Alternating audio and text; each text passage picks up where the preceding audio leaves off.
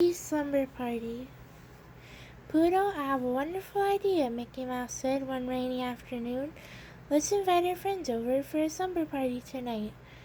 Pluto barked happily. They had been stuck inside all day, and he was ready for some excitement. When Mickey called his friends, Pluto dragged sleeping bags and pillows into the living room. Soon he and Mickey were ready to part for the party. Daisy, Minnie, and Donald arrived just as the rain began to come down harder. I brought the hot cocoa, Minnie said, pulling out a thermos, and many marshmallows. Just the thing for a rainy day like this, Mickey said, guiding his friends to the warm fireplace. He poured a mug for each of them. Daisy looked around. "Where's Goofy?" she asked. Mickey frowned. "He couldn't make it," he said. Outside, the wind was blowing hard enough to make the trees sway. Storm clouds covered the moon. Bolts of lightning zapped through the darkness, illuminating the raindrops splashing down. "You know what it's the perfect weather for?" Mickey asked. "Scary stories, and I know just the one to tell."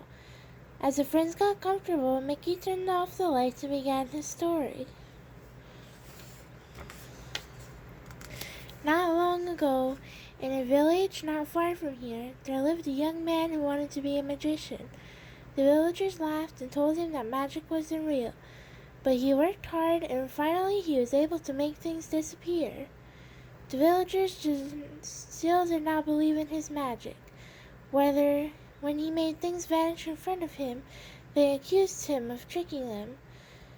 The magician was angry that no one believed him, and so he began to make the villagers disappear one by one.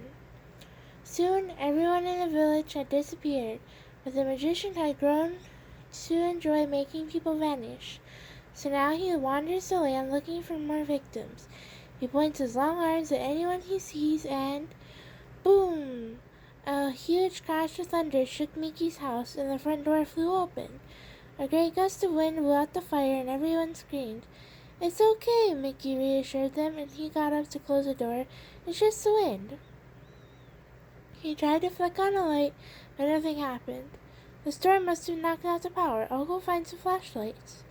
Minnie giggled. "I was so caught up in Mickey's story I thought it was a magician coming through the door." Soon Mickey came back with a candle. "This is the only thing I could find," he said. "I don't know where all the flashlights could be." "Mickey, where's Pluto?" Daisy asked, as the candle lit up their circle. The four friends looked around, but Pluto was gone. "Pluto," they called. There's no answer. The friends got up and began to look around. Donald even opened the front door and shouted into the rain, "Pluto!" "Maybe it really was the evil magician who caused the lights to go out," Daisy whispered, "and he made Pluto vanish." "Don't be silly, Daisy," said Mickey, looking around nervously. "That was just a story Mickey made up to scare us, right, Mickey?" Just then the door to the basement creaked open. Mickey, Donald, Daisy, and Minnie jumped and turned in time to see a floating white shape entering the room. "It's a ghost!" Donald cried. "He's going to get us!" Daisy gasped, hugging Minnie. The white sheet slipped away to reveal a familiar face. "It's only Pluto," Mickey said happily, going to help his friend. Pluto had gone to the basement to find flashlights. His mouth was full of them. Daisy hugged Pluto, and he and Mickey passed out flashlights. "I'm so glad you're safe," she said. "We've been scaring ourselves silly things while you were gone.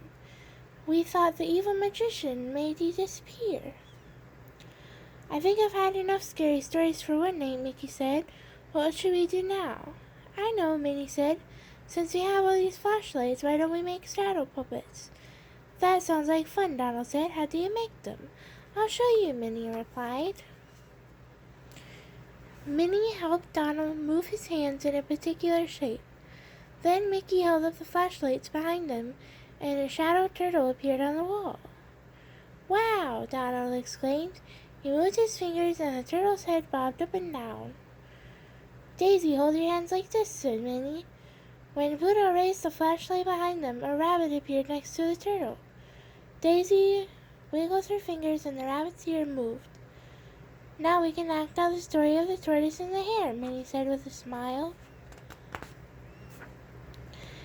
As Minnie began to tell the story, Donald and Daisy moved their shadow puppets on the wall.